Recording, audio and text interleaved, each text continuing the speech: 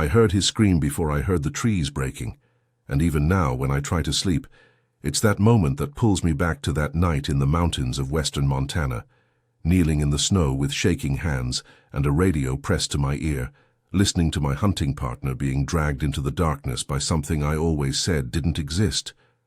The mountains of western Montana had always spoken to us in a language Mark and I understood, the whisper of wind through pine needles, the distant crack of ice settling on hidden streams, the soft crunch of snow beneath our boots as we tracked game through terrain we'd known for nearly 8 years.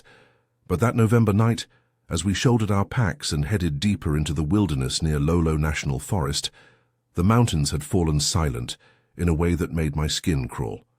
It wasn't the peaceful quiet of a winter evening settling over the peaks. This was something else entirely, an unnatural hush that seemed to press against my eardrums like a physical weight. No wind stirred the branches overhead. No small creatures rustled through the underbrush. Even the usual creaking of frost-laden trees had ceased, as if the entire forest was holding its breath. "You hear that?" I asked Mark as we paused to adjust our gear near a familiar outcrop of granite. "Hear what?" He looked up from checking his rifle scope, snowflakes catching in his graying beard. "Exactly." I scanned the tree line, searching for any sign of the life that should have been moving through these woods. Nothing. "It's too quiet." Mark chuckled and shook his head. "You're getting paranoid in your old age, Tom. It's just winter being winter." But even as he said it, I caught him glancing over his shoulder at the dark spaces between the trees. We'd been hunting these mountains together since we were young men, back when our wives still worried about us getting lost instead of whether we'd come home at all. Every ridge, every valley, every game trail was as familiar to us as our own backyards.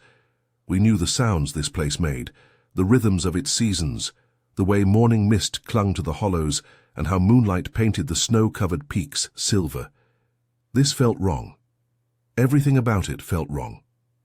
The snow beneath our feet was perfect for tracking, fresh enough to hold clear prints but not so deep that it would slow us down. The temperature hovered just below freezing, ideal conditions for the kind of hunt we'd planned. We'd come after elk, following reports from other hunters about a large bull that had been spotted in the area, the kind of trophy that made a man's reputation around the lodge. But as we made our way deeper into the valley, I couldn't shake the feeling that we weren't the only ones hunting tonight. "There," Mark pointed ahead to where the narrow valley opened into a broader basin surrounded by towering pines. "That's where Johnson said he saw the tracks last week." I nodded, but my attention was caught by something else, the way the shadows seemed to shift between the trees, independent of the pale moonlight filtering through the clouds. The way the snow looked disturbed in places where no animal should have passed, the way my breath caught in my throat each time the wind died completely, leaving us in that suffocating silence. Something was watching us. I could feel it as surely as I felt the cold seeping through my boots. Somewhere in the darkness beyond our flashlight beams, something waited with a patience that felt both animal and disturbingly human. Mark was already moving ahead, his excitement about the hunt overriding any concerns about the unnatural quiet. But I lingered for a moment longer, studying the tree line, and trying to convince myself that the prickle of unease running down my spine was just nerves. That's when I caught the first hint of the scent. Faint at first, almost lost in the crisp mountain air, but unmistakably wrong. It was wild and musky like wet fur, but underneath it was something else, something that reminded me of turned earth after heavy rain, and beneath that, the sour smell of unwashed human skin. At this altitude, in this cold, nothing should smell that warm, that alive, that present. I quickened my pace to catch up with Mark, but the feeling of being watched never left me. If anything, it grew stronger with each step we took deeper into the silent mountains. The elk tracks Mark found 20 minutes later were perfect. Deep, clear impressions in the snow that spoke of a large animal moving with purpose through the basin. The spacing suggested a mature bull, probably the 8-pointer that had been reported in the area. Under normal circumstances, finding such clear sign would have had both of us grinning with anticipation. Instead, I found myself crouching beside the tracks with a growing sense of dread that I couldn't quite explain. Look at the depth, Mark was saying, his voice animated despite the oppressive quiet surrounding us. This is a big one, Tom, maybe 300 pounds or better. He ran his gloved finger along the edge of one print, measuring its size. Fresh, too.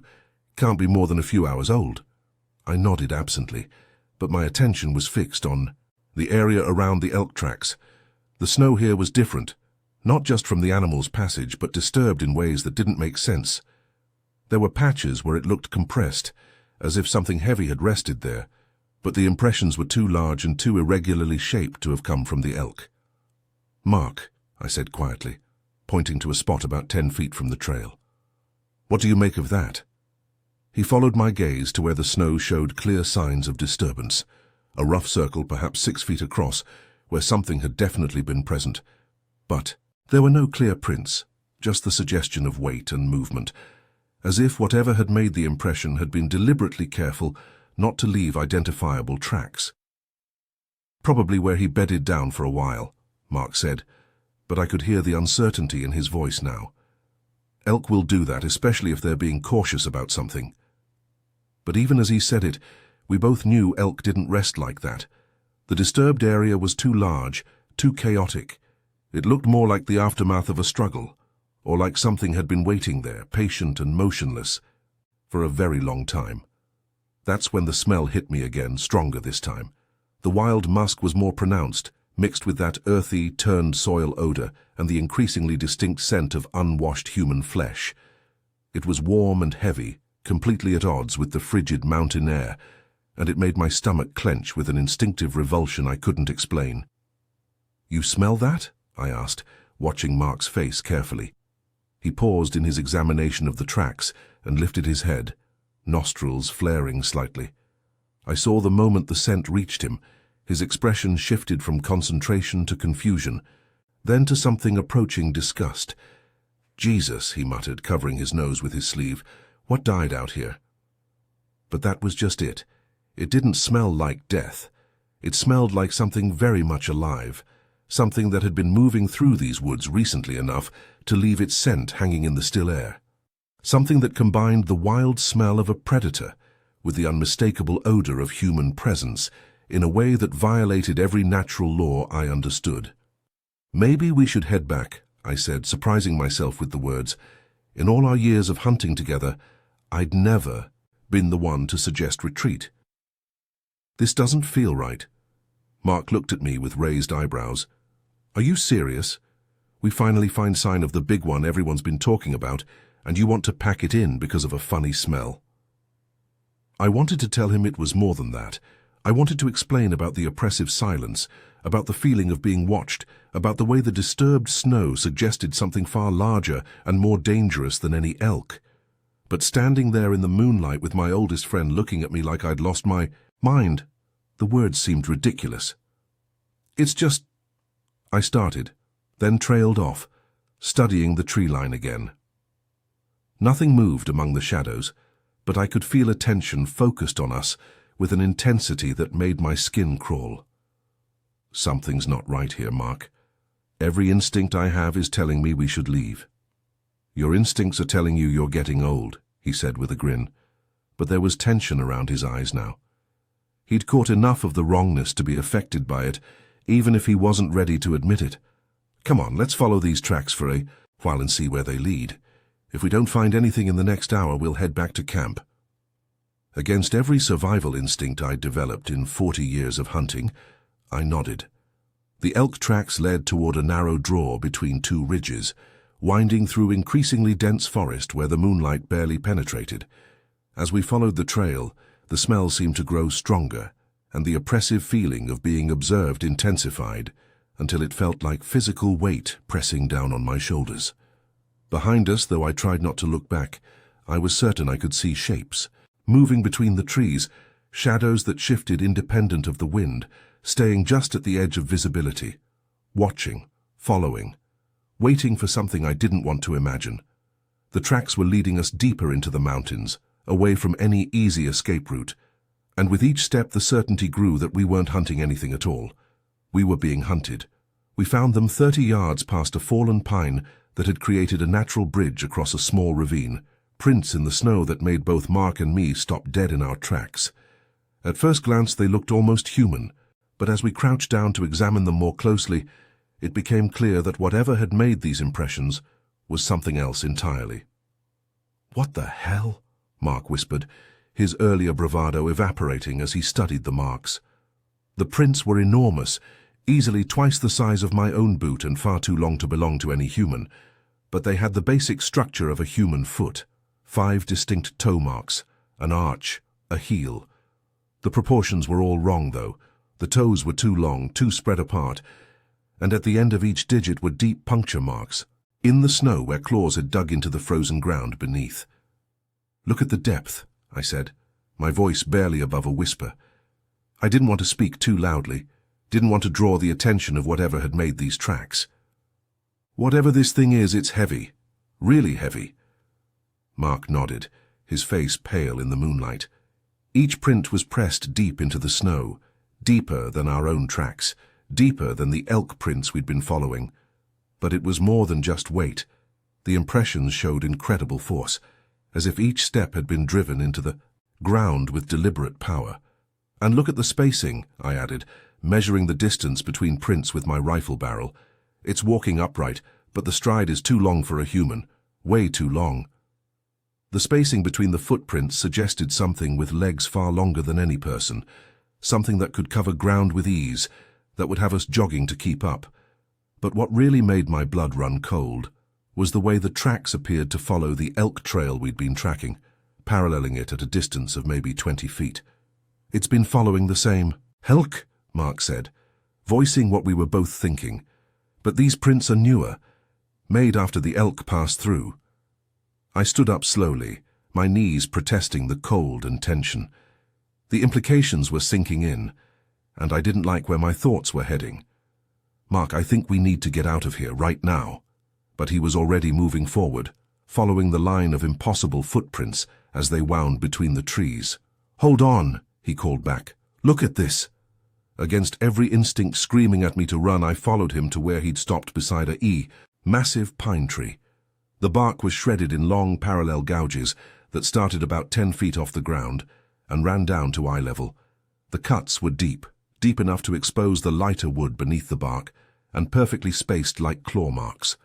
"No bear makes marks like that," Mark said, running his fingers along the gouges, "and definitely not at this height. You'd need something huge, something with claws like razors." I stared at the claw marks, trying to process what I was seeing.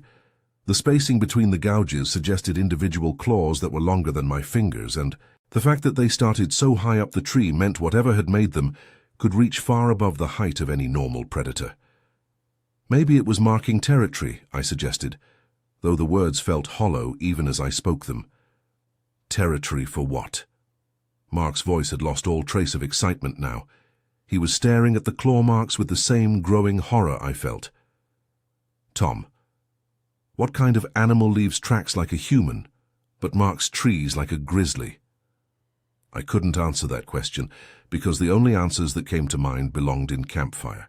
Stories and old legends, not in the real world where 2 experienced hunters found themselves alone in the mountains with something that shouldn't exist. The scent was stronger here, almost overwhelming. That combination of wild musk turned earth and human odor that made my gorge rise.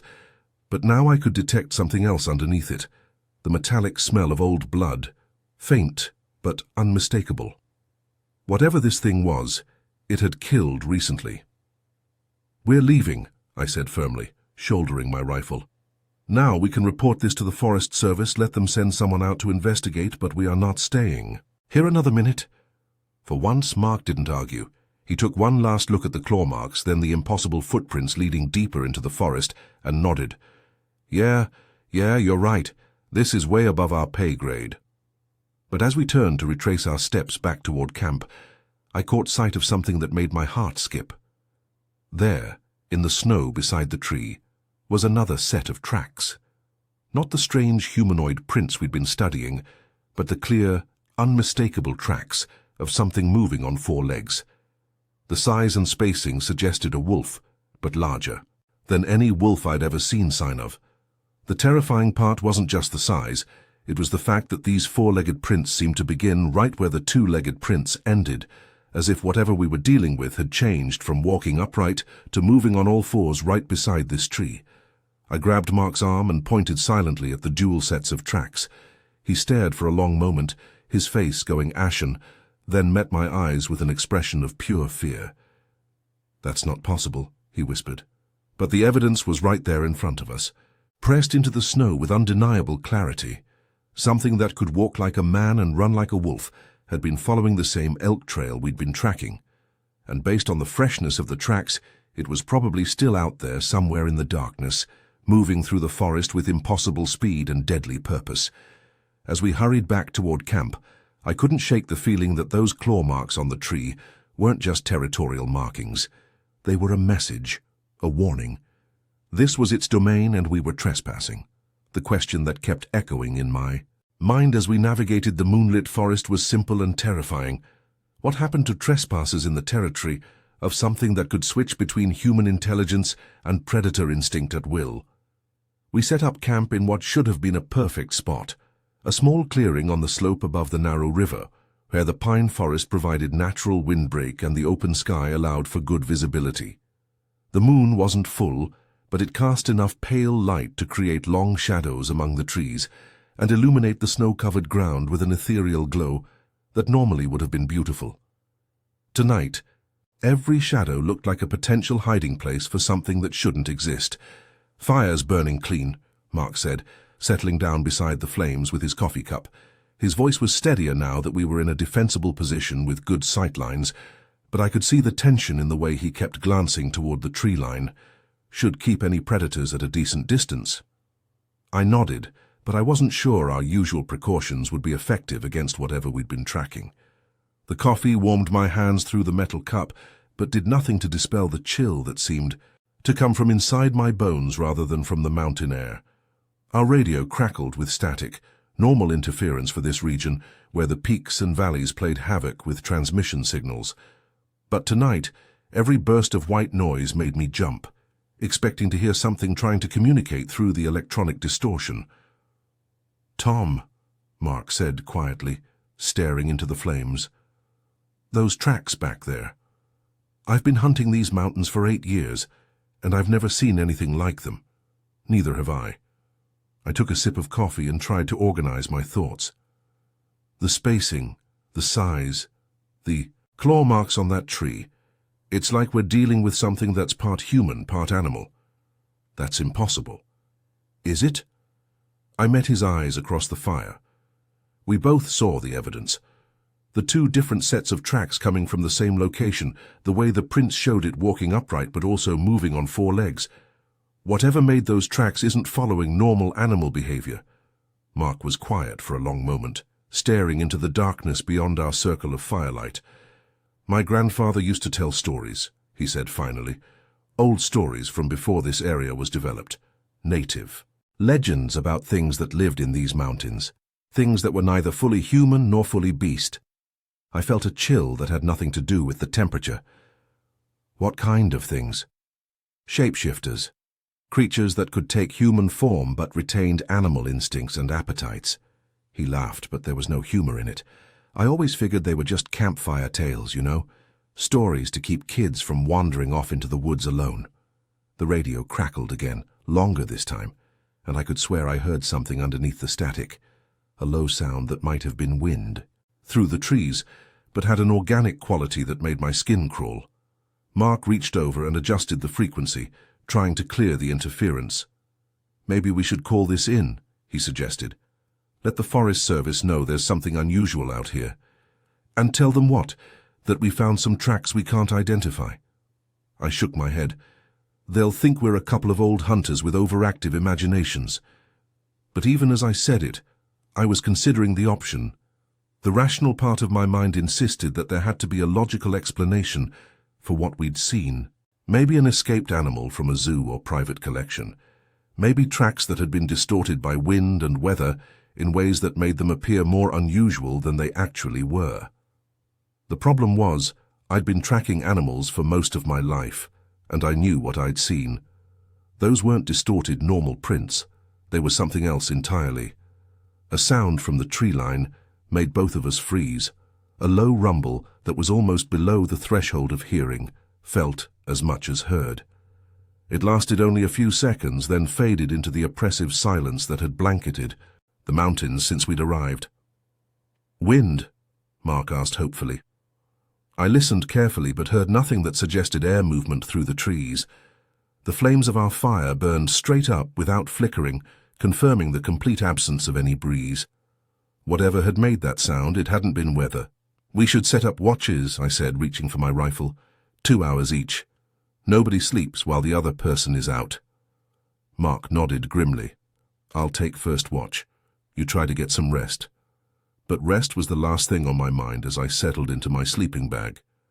Every small sound, the settling of our gear, the soft pop of burning wood, the distant murmur of the river, seemed magnified in the unnatural quiet. And underneath it all, I could swear I heard breathing that didn't belong to either of us, slow and deep and patient. The feeling of being watched had intensified to the point where it was almost unbearable. Something was out there in the darkness beyond our fire, studying us with an intelligence that felt both animal and disturbingly human. I could feel its attention like a physical weight, pressing against my consciousness with an intensity that made sleep impossible.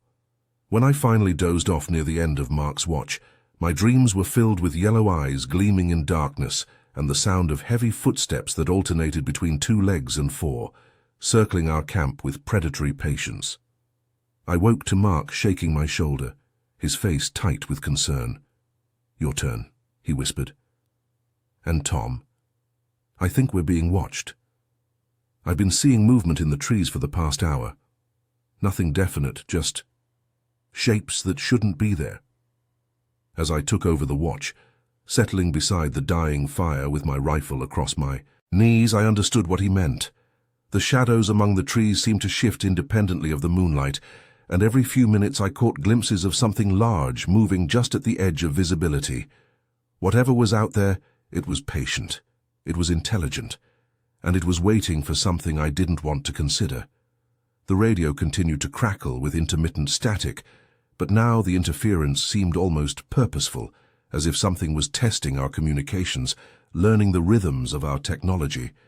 Dawn couldn't come soon enough. Morning brought no relief from the oppressive atmosphere that had settled over our camp during the night. If anything, daylight made everything worse by confirming what we'd suspected in the darkness. We weren't alone in these mountains, and whatever shared this territory with us had been active while we slept. "Look at this," Mark called from the perimeter of our camp, his voice tight with tension. I joined him at the edge of the clearing where he'd been checking for any signs of nocturnal visitors. What I saw made my blood run cold. The snow around our camp was crisscrossed with tracks, not the random wandering of curious wildlife, but the deliberate pattern of something that had circled our position multiple times during the night. The prints were the same impossible combination we'd seen before.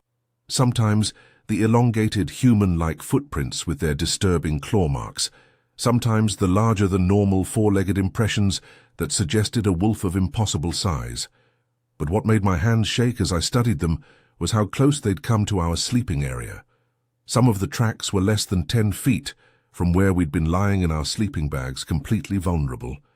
"It was watching us sleep," I said, the words coming out as barely a whisper. Mark nodded, grimly following the trail of prints with his eyes. For hours by the look of it, just circling, getting closer, then backing off, like it was deciding whether to attack. Why didn't it? Maybe it wasn't hungry, maybe it was just curious. He paused, studying a particularly clear print near the edge of the tree line. Or maybe it's playing with us. The thought of being toyed with by something that could move silently enough to avoid detection while circling our camp made my stomach clench. Predators that played with their prey were invariably the most dangerous and the most intelligent. "We're packing up," I said firmly. "Right now. We're getting out of these mountains and not looking back." But Mark was already shaking his head. "Look at the way the tracks lead off," he said, pointing toward the dense forest that sloped down toward the river. "Whatever this thing is, it's heading in the same direction we need to go to get back to the truck. We'd be following its trail the entire way out." I studied the route back to where we'd left our vehicle, and realized he was right. The creature's tracks led directly along our planned exit route, as if it knew exactly where we needed to go and had positioned itself accordingly. "So what do you suggest?" I asked. "We could try going around, take the long route over the ridge." Mark pointed toward a steep climb that would add at least 6 hours to our hike. "Or we could stick to the plan and stay alert, keep our weapons ready and move fast." I was about to vote for the longer route when we heard it, a sound from somewhere deep in the forest that made both of us freeze. It was a howl, but unlike any wolf call I'd ever heard.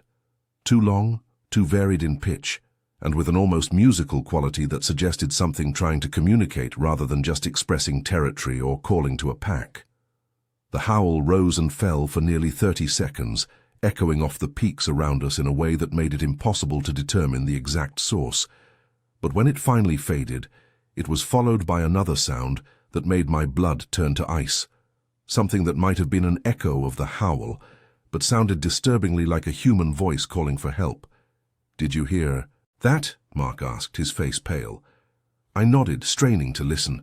The sound came again, fainter this time, but still recognizably voice-like. Someone, or something, was calling from the direction where the tracks led into the forest. "Could be another hunter," Mark suggested hopefully. "Someone who's lost or injured." But even as he said it, I could see in his eyes that he didn't believe it any more than I did. The timing was too convenient, the location too perfectly aligned with the creature's trail. And there was something wrong with the quality of the voice, something that reminded me of the way a parrot mimics human speech without truly understanding it. "We need to check it out," Mark said, shouldering his pack. "If there's someone hurt out there, we can't just leave them." "Mark, think about what you're saying. After everything we've seen, everything we've found, you want to follow those tracks into the forest, toward a voice that might not even be human? What if it is human? What if someone else ran into that thing and needs help?" I wanted to argue further, wanted to insist that we take the long route over the ridge and get as far away from this nightmare as possible. But Mark was already moving toward the tree line, his sense of responsibility overriding his fear. "At least let's stick together," I called after him. "Whatever we find out there, we face it together." "Agreed," he said, waiting for me to catch up. "But Tom, keep your rifle ready. Something tells me we're going to need it." As we entered the forest, following the impossible tracks deeper into territory that belonged to something that shouldn't exist, the oppressive silence returned with a vengeance. No birds sang in the trees overhead. No small animals moved through the underbrush. Even the sound of our own footsteps seemed muffled, as if the forest itself was absorbing all normal sounds. The tracks led us along a game trail that wound between massive pines, their branches so thick overhead that even the pale morning light struggled to reach the forest floor. The snow here was deeper, unmarked except for the creature's prints and our own following behind. After 20 minutes of careful progress, Mark raised his hand for a halt. "There," he whispered, pointing ahead to where the trail curved around a boulder the size of a house. I heard something. I listened carefully and caught what he'd noticed, a soft rustling sound like something large moving carefully through the trees. It was coming from just ahead of us, around the bend where the trail disappeared from view. "Hello?" Mark called out, his voice echoing strangely in the dense forest. "Is someone there? Do you need help?" The rustling stopped immediately, replaced by a silence so complete it felt oppressive. Then, after what seemed like an eternity, came a response that made every hair on my body stand on end. "Help." The voice was distant, muffled, but recognizably human. "Please. Help. Me." Mark looked at me with grim determination. Someone's hurt out there. But something about the voice bothered me, something I couldn't quite identify. The timing was wrong, the intonation strange. It sounded like someone trying very hard to pronounce words they didn't fully understand. "Mark," I said urgently, grabbing his arm as he started forward. "What if it's not human? What if whatever made those tracks is trying to lure us closer?" He paused, studying my face. "You really think something could mimic human speech that well?" Before I could answer, the voice came again, closer this time and more. "Urgent, help me, please, I'm hurt. Mark shook off my grip and started toward the sound. "I'm sorry, Tom, but I can't live with myself if there's a chance someone needs help," and I walked away. As he disappeared around the boulder, I had no choice but to follow, my rifle raised and ready. Every instinct I had was screaming that we were walking into a trap, but I couldn't let my oldest friend face whatever was waiting alone. What we found on the other side of that boulder would haunt my dreams for the rest of my life. The radio crackled to life just as Mark disappeared around the massive boulder, his voice coming through the static with an urgency that made my blood freeze. "Tom, there's something here. Something big." His words were barely above a whisper, but I could hear the tension in them, the controlled fear of a man who'd just encountered something that challenged everything he thought he knew about the natural world.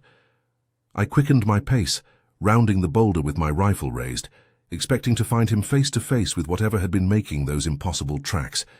Instead, I found him standing alone in a small clearing, staring at something on the ground near a cluster of fallen trees. The radio was clipped to his belt, but he wasn't looking at it. His entire attention was focused on what appeared to be the remains of our quarry, the elk we'd been tracking. "Jesus Christ," I breathed, moving closer to see what had captured his attention. What was left of the elk was scattered across an area roughly 20 feet in diameter, but it wasn't the typical remains of a predator kill. The bones were snapped cleanly, broken with tremendous force rather than gnawed. The skull was completely shattered, as if it had been crushed by something with incredible jaw strength. Most disturbing of all, the larger bones appeared to have been systematically stripped of meat with an efficiency that suggested both intelligence and experience. "Look at the way it's arranged," Mark said quietly, gesturing to the scattered remains. "This isn't random. Whatever did this organized the kill site." He was right. The bones weren't simply scattered by feeding frenzy. They'd been deliberately placed in rough groups. Long bones in one area, ribs in another, the destroyed skull positioned at what appeared to be the center of the arrangement. It looked almost ritualistic, like the aftermath of some primitive ceremony. But what made my hands shake as I studied the scene was the tracks around the kill site. The same impossible prints we'd been following, but here they were everywhere, layered over each other, pressed deep into the snow-covered ground, showing that whatever had made them had spent considerable time here. And scattered among them were clear impressions of something dragging heavy objects, arranging them according to some pattern only it understood. "Tom," Mark's voice was strained, barely recognizable. "Look at this." I followed his gaze to the base of the largest pine tree at the edge of the clearing, where something had been carved into the bark. Not the random gouges we'd seen before, but deliberate marks, symbols that looked almost like letters, though not from any alphabet I recognized. They were carved deep, recent enough that sap was still bleeding from the wounds in the tree. "It's marking territory," I said, though the words felt inadequate. "Claiming this area. Or it's sending a message." Mark's face was pale as he studied the carved symbols. "Tom, what if this isn't just an animal? What if it's something that can think, plan, communicate?" The radio crackled again, and this time we both heard it clearly, a low rumbling sound that definitely wasn't human, but had an organic quality that made it seem almost like speech. The sound lasted for nearly 10 seconds, rising and falling in pitch like a voice trying to form words it didn't quite understand. "It's close," I whispered, scanning the tree line around the clearing. "Whatever made this mess, it's still close." Mark nodded, his own rifle now in his hands and ready. "The voice we heard earlier asking for help, do you think—" "I think it was luring us here," I finished. "I think it wanted us to find this. The implications were terrifying. We weren't dealing with a simple predator driven by hunger. This was something that could plan, that understood human behavior well enough to mimic our speech, that arranged its kills according to some intelligence we couldn't comprehend. Something that had systematically destroyed an animal 3 times its own likely weight, and then organized the remains like trophies." A branch snapped somewhere in the forest behind us, the sound sharp and deliberate. Both of us spun toward the noise, rifles raised, but saw nothing, except the dark spaces between the trees. Yet I could feel attention focused on us, with an intensity that made my skin crawl. the same sensation of being watched that had plagued us since we'd entered these mountains. "We need to get out of here," I said urgently. "Right now." "The truck's still 3 hours away," Mark replied, his voice tight with strain. "And we'd have to cross open ground to reach the trail." Another branch broke, this time from a different direction. Then another. Whatever was out there was moving through the forest with deliberate noise, making sure we knew it was there, making sure we understood that it had us surrounded. The radio erupted with static again, but underneath the electronic interference I could swear I heard breathing, slow, deep, patient breathing that seemed to come from something much larger than human lungs could account for, something that was listening to our conversation, learning our voices, preparing for its next move. "Mark," I said quietly, "I think we're being hunted." He nodded grimly, his eyes scanning the tree line. "Yeah, I think we have been since we got here." The breathing on the radio grew louder, more distinct, and I realized with horror that whatever was making the sound was close enough to our radio frequency that we were picking up its presence directly. It was near enough to interfere with our communications, close enough to hear every word we'd spoken, close enough to strike whenever it decided the time was right. In the distance, barely audible over the static, came the sound of heavy footsteps moving through the underbrush, not the careful stalking we'd detected before, but purposeful movement. Something large was heading directly toward our position, no longer concerned with stealth. "Run," I said. "Which way?" I looked around the clearing, trying to identify our best escape route, and realized with sick certainty that it didn't matter which direction we chose. The sounds were coming from all around us now, multiple sets of footsteps, or one creature moving with impossible speed to surround us. The radio crackled one final time, and Mark's own voice came through the speaker, distorted but recognizable. "Help me. Please. I'm hurt." We stared at each other in absolute horror. Whatever was hunting us had been listening to us long enough to learn our voices, to practice our speech patterns, to use our own words, as bait for the next victims who might enter its territory. That's when the real sounds began, not the mimicked human speech, but the true voice of whatever claimed these mountains as its domain. Deep, rumbling vocalizations that seemed to come from a throat far larger than anything that should exist, rising and falling in patterns that suggested communication, intelligence, purpose. And underneath it all, getting closer every second, the steady rhythm of something massive moving through the forest toward our position, no longer hunting from the shadows, but coming for us directly. Mark's scream shattered the mountain silence like breaking glass, a sound of pure terror that I'll hear echoing in my nightmares for the rest of my life. It came through the radio first, a burst of static followed by his voice, high and panicked, completely unlike the calm hunter I'd known for 8 years. Tom, it's here. It's right here." I was already running toward his position, crashing through the underbrush without regard for stealth or safety. The radio crackled again, and I could hear sounds in the background of Mark's transmission. Heavy breathing that wasn't human, the crack of branches breaking under enormous weight, and underneath it all, a low rumbling that seemed to vibrate through the ground beneath my feet. "Mark, talk to me. Where are you?" "Near the big pine," his voice came back, strained and breathless. "The one we marked on the map." "God, Tom, it's huge. It's looking right at me." I knew the tree he meant, a massive old-growth pine that stood head and shoulders above the rest of the forest, visible from most of the valley. I'd been moving away from our camp to investigate a sound when Mark had decided to check the tree line in the opposite direction. Now I was running, through dense forest, trying to cover ground that would take at least 10 minutes at a dead sprint. "Stay calm," I panted into the radio. "Don't move suddenly. Don't threaten it. I'm coming." "It's not moving either," Mark's voice whispered back. "Just watching me. Just studying me. Tom, this isn't a bear. This isn't anything natural. It's standing on 2 legs, but it's not human. The smell... God, the smell is overwhelming." I pushed myself harder, dodging between trees and leaping over fallen logs. My lungs burned in the thin mountain air, but the terror in my friend's voice drove me forward. Through the radio static, I could hear Mark's labored breathing, the sound of his boots shifting nervously on the snow-covered ground. Then came the roar. It started low, almost below the threshold of hearing, but built rapidly into something that seemed to shake the entire forest. The sound was impossibly deep, resonating through my chest even at a distance, and it carried undertones that no natural animal should be able to produce. It was the voice of something massive, something powerful, and something very, very angry. "Mark, Mark, respond!" Static filled the radio for long seconds, punctuated by sounds that made my blood freeze. The crash of something enormous moving at high speed, breaking through the forest with no concern for stealth.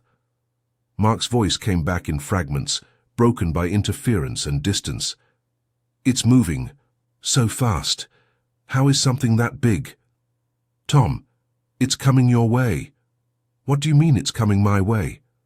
I think it heard you on the radio. It knows where you are." "Swear you are." The transmission cut off entirely, leaving me alone in the forest with nothing but the sound of my own ragged breathing and the distant echo of that impossible roar still reverberating through the mountains. I stopped running, trying to get my bearings and listen for any sign of the creature's approach. The silence that followed was worse than any sound could have been.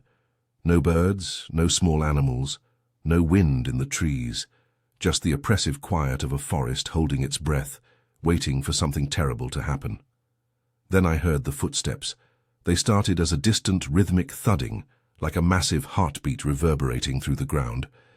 But as they grew closer, I could distinguish the individual impacts, heavy, purposeful steps that covered ground with frightening speed.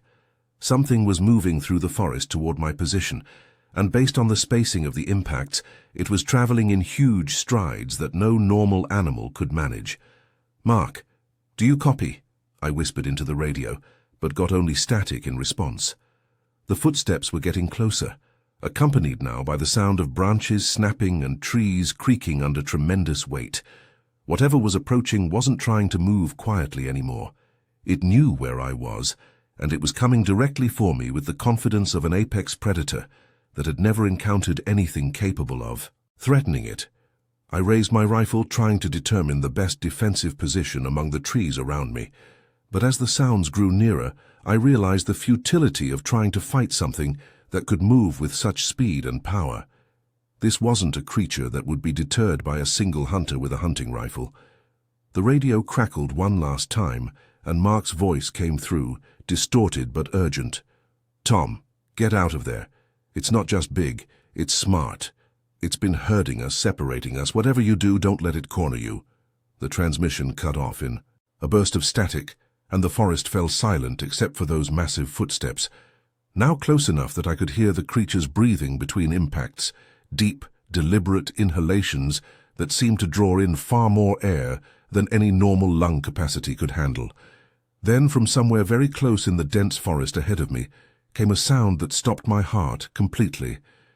It was Mark's voice, calling my name, but wrong in every possible way.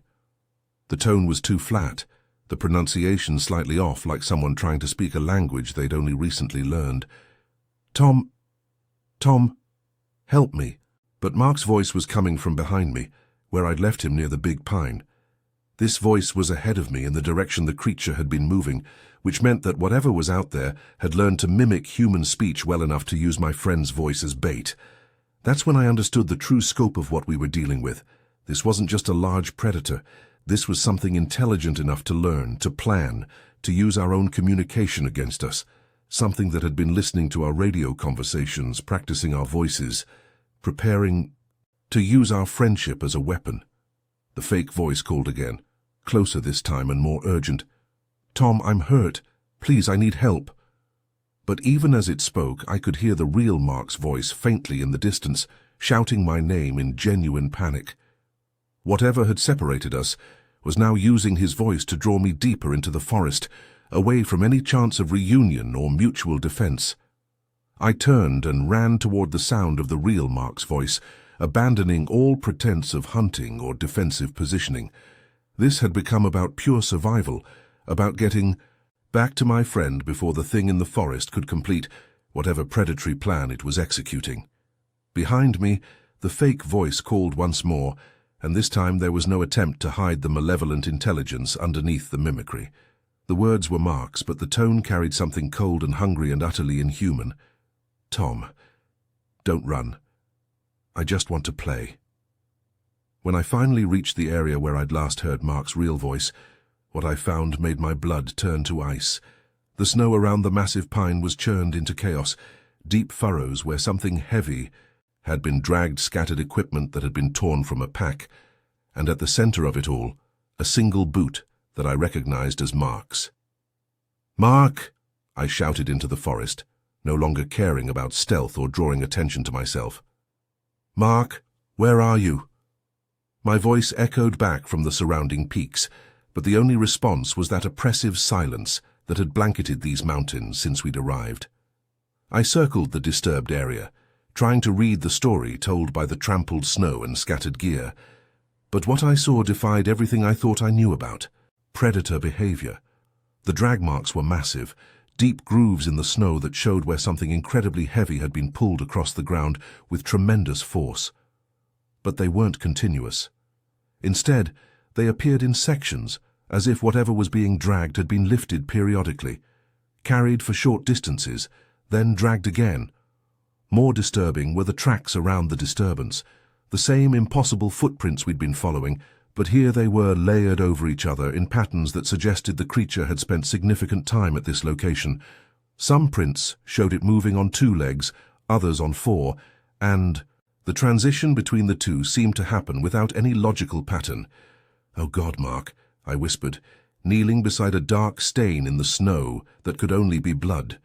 The radio on my belt crackled to life, startling me so badly I nearly dropped my rifle. Static filled the speaker for several seconds, then cleared enough for me to hear breathing, slow, deliberate, and definitely not human. Someone, or something, was keying the microphone on Mark's radio. "Mark, is that you? Are you hurt?" The breathing continued for a long moment, then stopped. When the transmission resumed, it was Mark's voice, but speaking in a monotone that made my skin crawl. "Tom, come find me. I'm waiting." "Where are you, Mark? Tell me where you are and I'll come help." A pause, then. "In the trees. Deep in the trees. Follow the blood."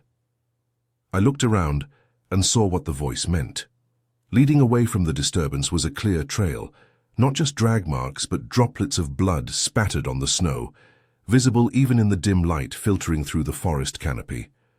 The trail led deeper into the mountains, toward an area of dense forest where the trees grew so close together that even daylight barely penetrated. "I'm coming, Mark, hold on." But even as I said it, I knew something was wrong with the voice on the radio. Mark would never speak in that flat, emotionless tone, especially if he was injured and trapped somewhere in the forest. The cadence was wrong, the pronunciation too careful, like someone reading from a script.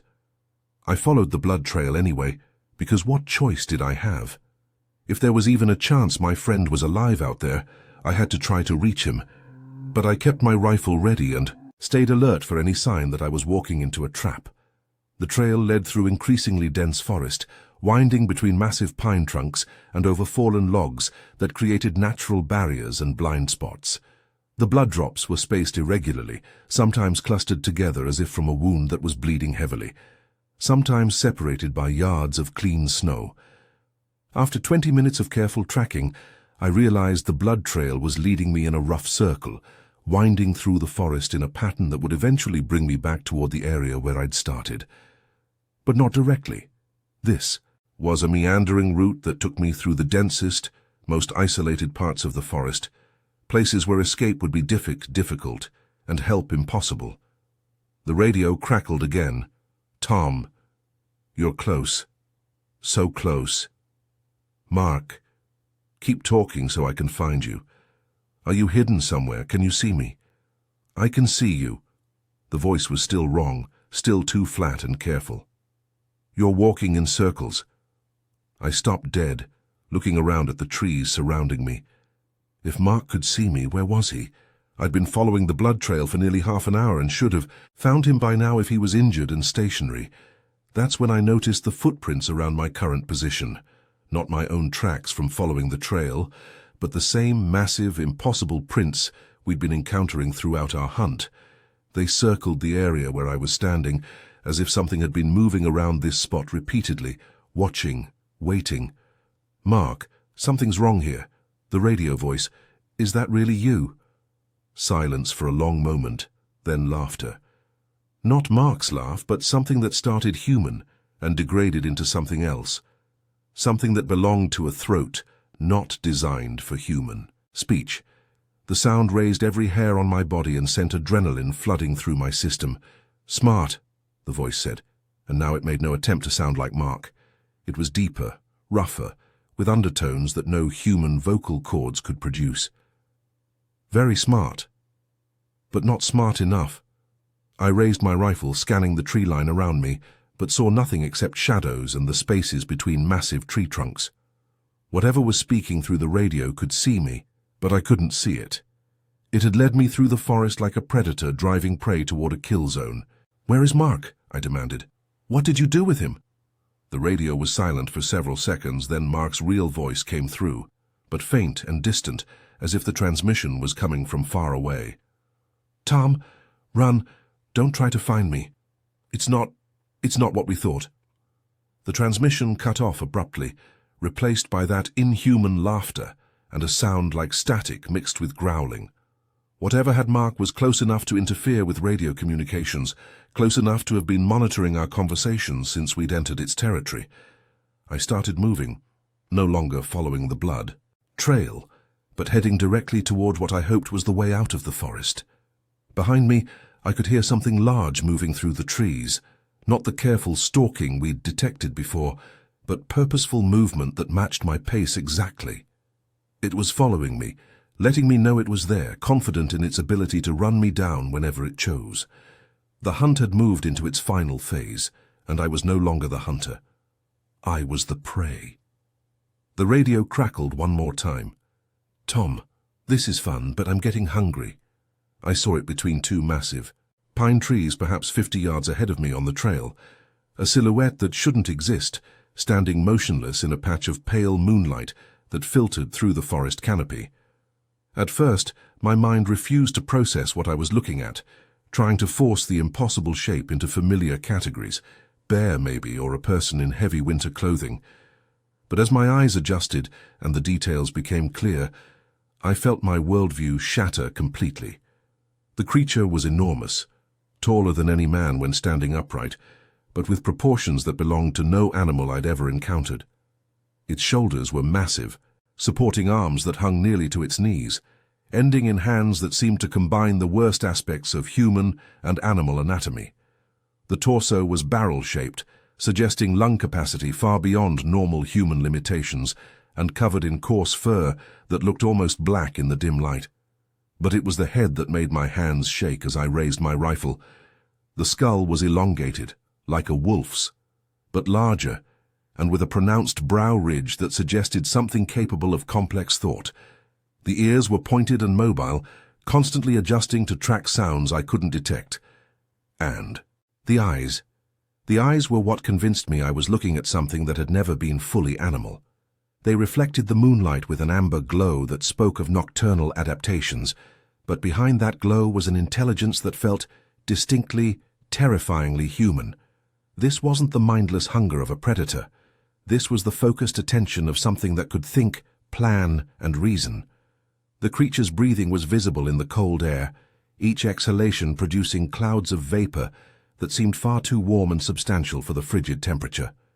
Its chest rose and fell with the rhythm of something, much larger than its already impressive size suggested, as if its internal organs operated on a scale beyond what its external dimensions indicated. When it shifted its weight, I could hear the sound of massive claws scraping against the frozen ground beneath the snow. The creature's feet were a horrible hybrid, elongated like human feet but far too large, with toes that ended in curved talons that looked capable of tearing through flesh and bone with equal ease. What made the encounter even more surreal was the creature's posture. It stood perfectly still, watching me with what could only be described as curiosity rather than immediate aggression.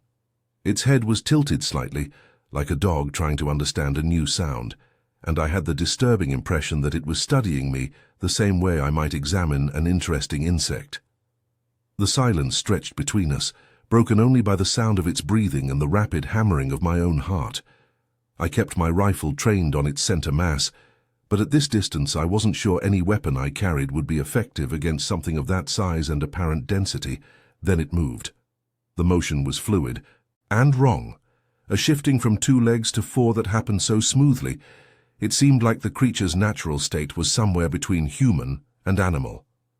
When it dropped to all 4s, its proportions changed in ways that should have been impossible, the spine elongating, the shoulders adjusting, the arms extending until it resembled something like a massive wolf, but still wrong in fundamental ways. On 4 legs, it was even more imposing. The creature's back reached nearly to my shoulder height, and its head, now lowered in a predatory stance, was easily twice the size of any wolf's. When it opened its mouth slightly, I caught a glimpse of teeth that confirmed my worst fears. Not the simple fangs of a predator, but a complex arrangement of cutting and tearing implements that suggested an omnivorous intelligence behind the design. The scent that reached me was overwhelming. The same combination of wet fur, turned earth, and sour human odor that had been haunting us since we'd entered these mountains, but now concentrated to an almost unbearable degree. It was the smell of something that lived between worlds, neither fully wild nor completely civilized, existing in a space that nature had never intended. What terrified me most was the way it continued to watch me. Even in its 4-legged stance, its eyes remained fixed on mine with an intensity that felt personal. This wasn't the automatic response of a territorial animal or the focused attention of a hungry predator. This was the gaze of something that recognized me as an individual, that understood what I was and what I represented. It knew I was human.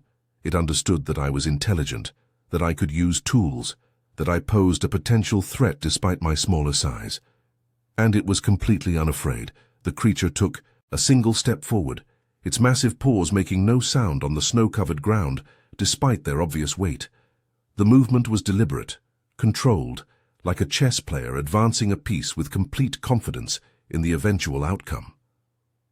I tightened my grip on the rifle, trying to steady my aim despite the tremor in my hands. But even as I prepared to defend myself, I realized the futility of the situation. This thing had been toying with us from the beginning, had separated us and led us exactly where it wanted us to be. It had studied our behavior, learned our voices, and demonstrated intelligence that rivaled my own. Whatever it was, wherever it had come from, it was perfectly adapted for hunting creatures exactly like me. And now, alone in the forest with my friend missing and no hope of immediate rescue, I was about to discover just how effective those adaptations really were. The creature's lips pulled back in what might have been a smile, revealing even more of those impossible teeth, and I heard for the first time the sound of its actual voice. Not the mimicked human speech from the radio, but a low rumbling that seemed to come from somewhere deep in its chest, rising and falling in patterns that suggested communication, intelligence, and something that might have been amusement. The smell hit me like a physical wall as the wind shifted, carrying the creature's full scent directly to my position. What I'd detected in traces throughout our hunt now surrounded me in its complete, overwhelming intensity, and I understood why every instinct I possessed had been screaming warnings since we'd entered these mountains. It was the reek of something that lived between worlds, wild animal musk mixed with the unmistakable odor of human presence, but corrupted into something fundamentally wrong. The animal's scent was strong enough, wet fur, territorial markings, the metallic tang of recent kills. But underneath it was something worse, the sour smell of human sweat and skin, but aged and concentrated, as if it had been building for months without the civilizing influence of soap or water. There was more, though. Beneath those primary odors was the sweet, sick smell of old blood, not just from recent kills, but soaked into fur and flesh over time, until it had become part of the creature's essential nature. And threading through it all was something I could only describe as the scent of malevolence itself, a psychological component that triggered revulsion at a level deeper than conscious thought. The creature seemed aware of the effect its smell was having on me. As I fought to keep from gagging, it opened its mouth wider, panting slightly in what looked disturbingly like amusement. Each exhalation sent fresh waves of that corrupted scent in my direction, and I realized it was deliberately positioning itself to use its own reek as a weapon. But the smell wasn't the worst part. What made my hands shake as I tried to keep my rifle steady was the sound the creature began to make, a low rumbling that started deep in its chest and built gradually into something that defied classification. It wasn't quite a growl, wasn't quite speech, but contained elements of both. The vocalizations had a rhythm that suggested language, rising and falling in patterns that implied meaning and intelligence. But the tones themselves belonged to no human throat, too deep, too resonant, produced by vocal cords designed for sounds no human could duplicate. It was like listening to someone trying to speak while their voice box was being crushed, the words emerging as tortured approximations of human speech. Then came the sound that nearly made me drop my weapon entirely, the metallic screech of massive claws dragging across tree bark. The creature had shifted position slightly, placing one enormous paw against a pine tree at its side, and its talons carved long grooves in the bark as easily as my fingernails might scratch soft wood. The sound was unnaturally sharp, like metal on stone, suggesting claws that were not just large, but composed of something harder than normal keratin.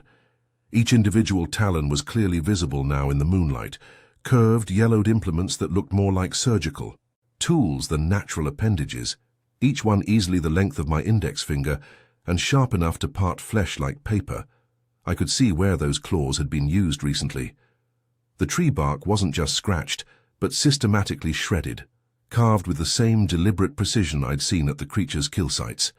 This wasn't random damage from territorial marking. This was the work of something that took pride in its ability to destroy, that understood the psychological impact of displaying its lethal capabilities. The creature's breathing had changed as well, becoming deeper and more deliberate. Each inhalation seemed to draw in far more air than its lungs should have been able to process, and each exhalation produced clouds of vapor that looked too thick and substantial for the mountain temperature. The rhythm was hypnotic, almost meditative, like something settling into a comfortable routine it had practiced many times before. I realized with growing horror that the creature was preparing for something.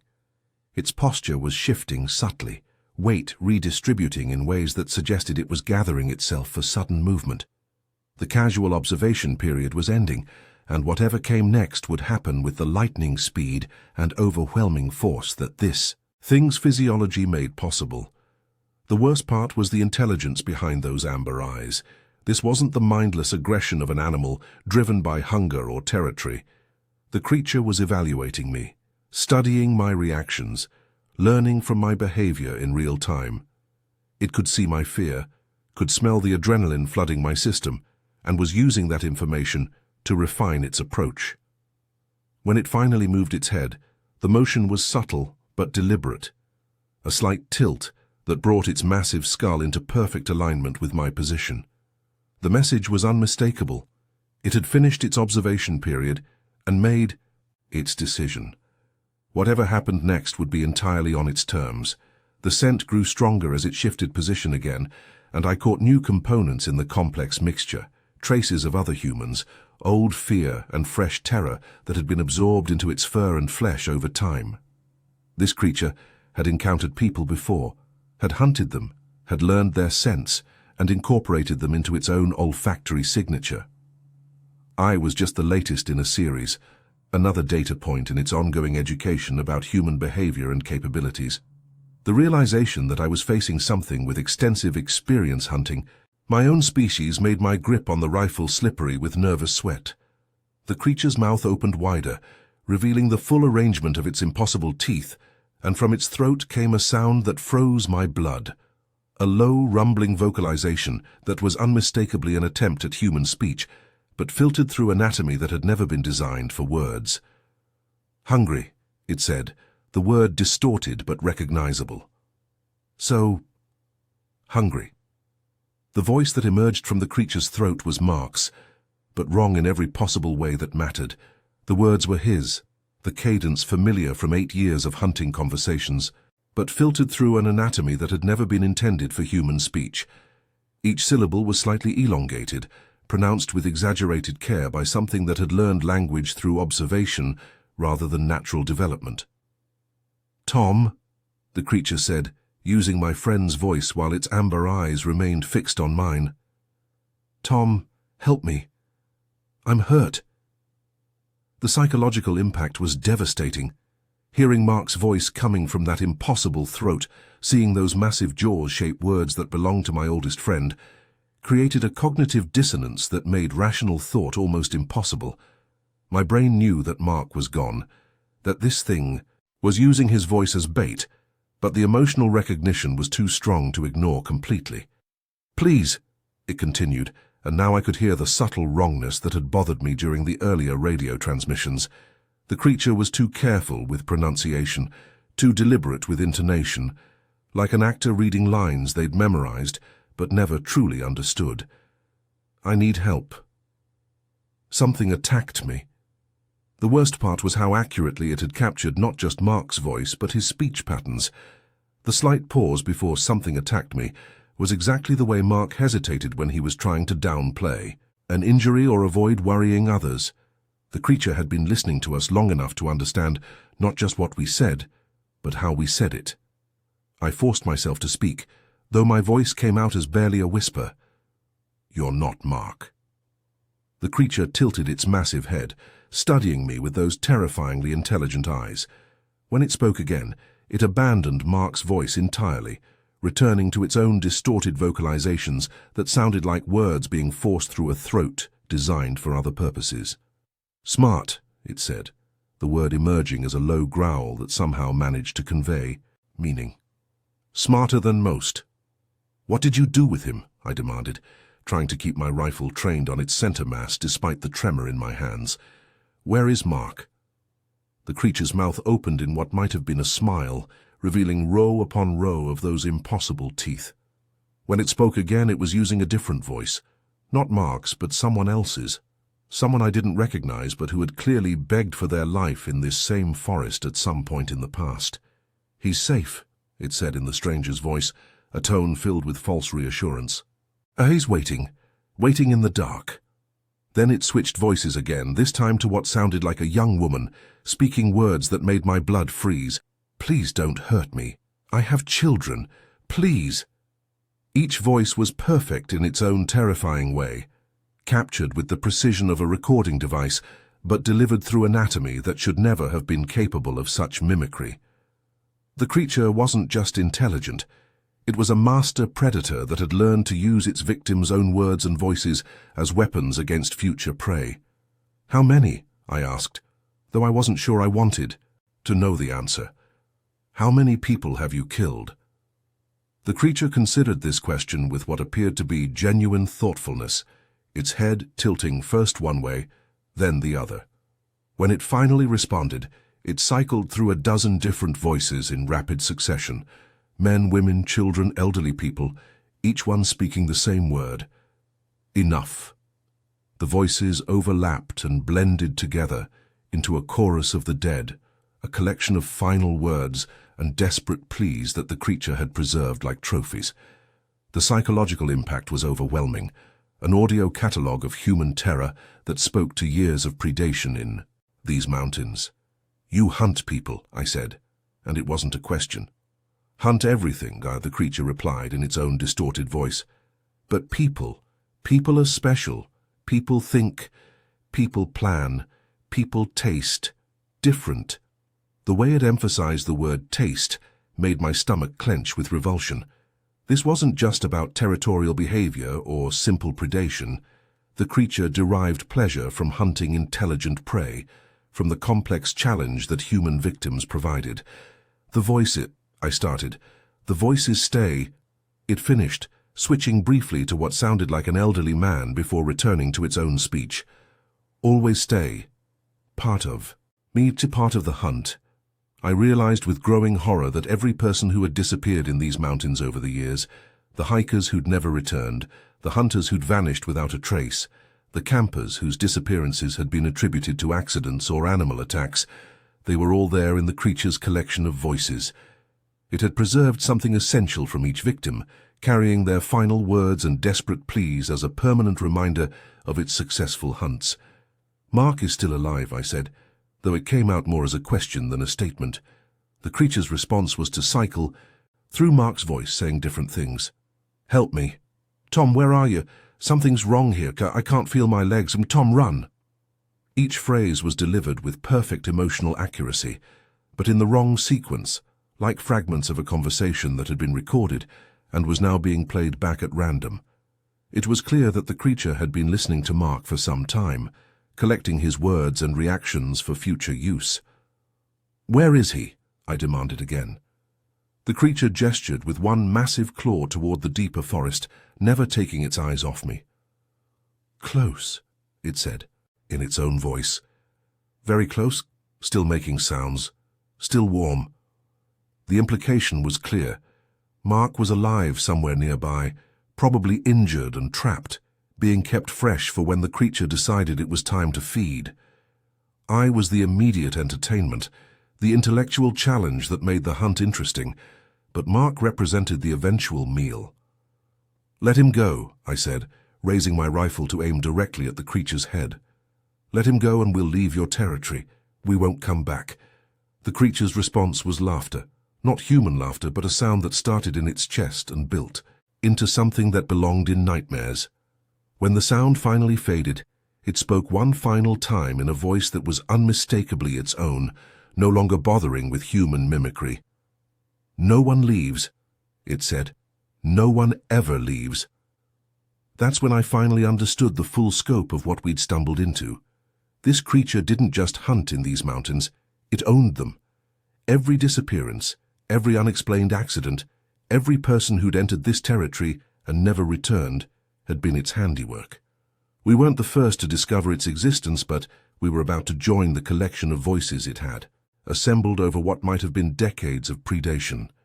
The realization hit me like a physical blow, the word that had been trying to surface in my mind since we'd first seen those impossible tracks, the explanation that my rational mind had been refusing to accept even as the evidence accumulated. "Werewolf," I whispered. The creature's ears perked up at the word, and its mouth opened in that terrible smile.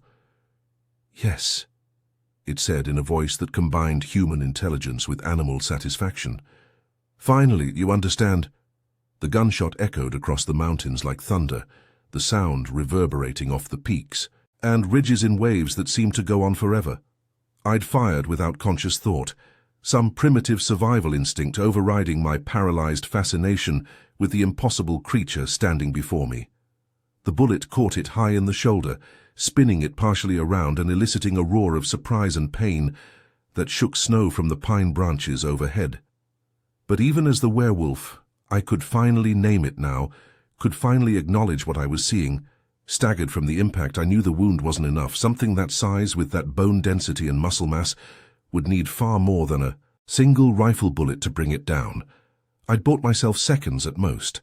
The creature recovered with frightening speed, its initial shock giving way to something that looked disturbingly like respect.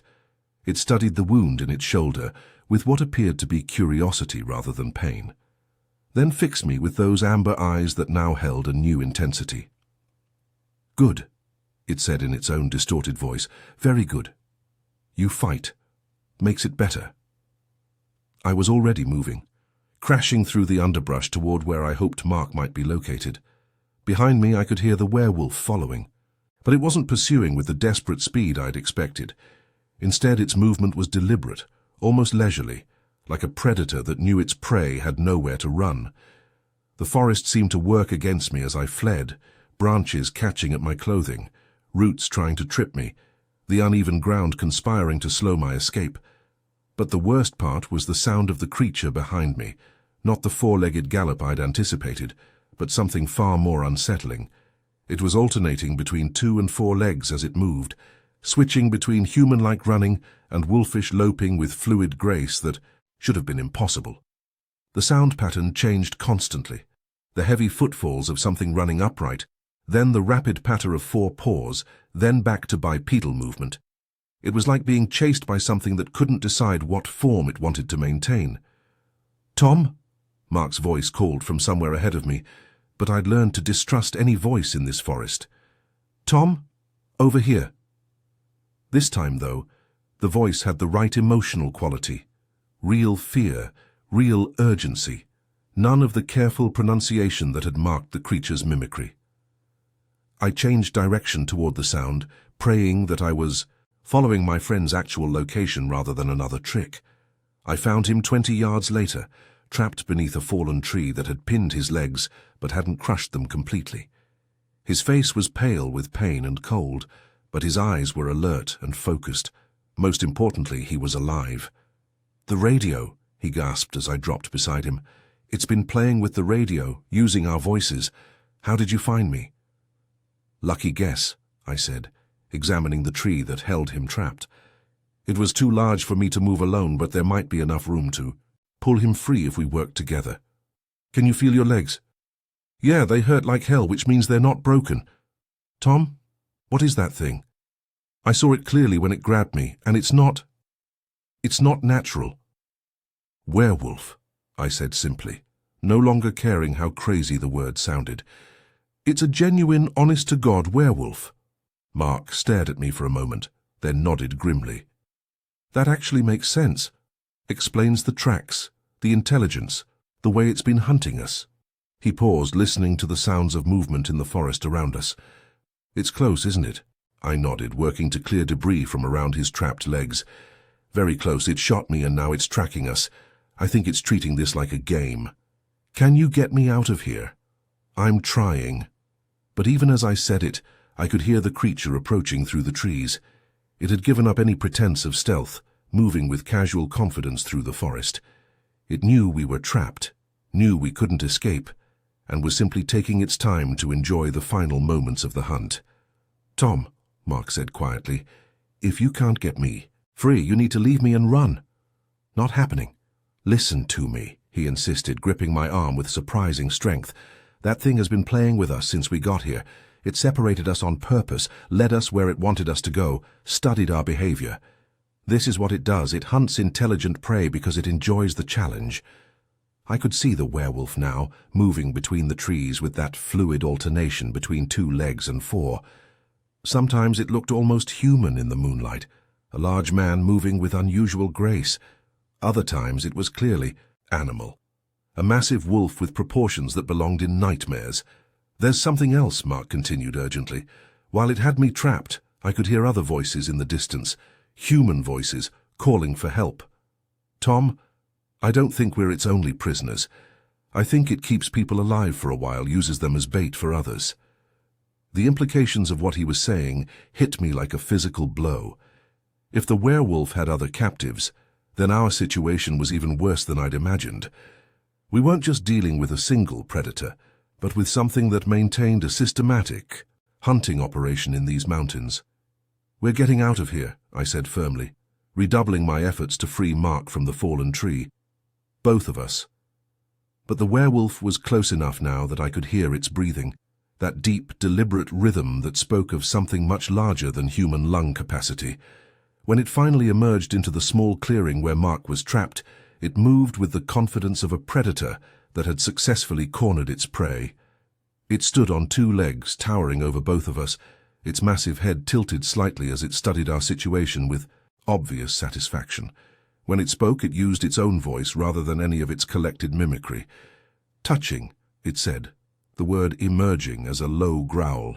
"Loyalty, friendship, makes the meat taste better." I raised my rifle, but the werewolf made no immediate move to attack. Instead, it settled back on its haunches in a position that suggested it was preparing to watch rather than participate. It wanted to observe our fear, to feed on our desperation before it fed on our flesh. "The others you mentioned," I called to it, keeping my weapon trained on its center mass. "Where are they?" The creature's mouth opened in that terrible smile. "Close," it said, awaiting their turn.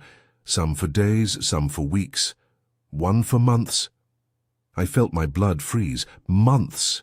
It had been keeping someone alive in these mountains for months, using them as bait and entertainment while it hunted fresh victims. The scope of its predation was far beyond anything I'd imagined. "Why?" I asked. "Why keep them alive?" "Because fear improves the flavor, it replied, switching briefly to what sounded like a child's voice before returning to its own distorted speech.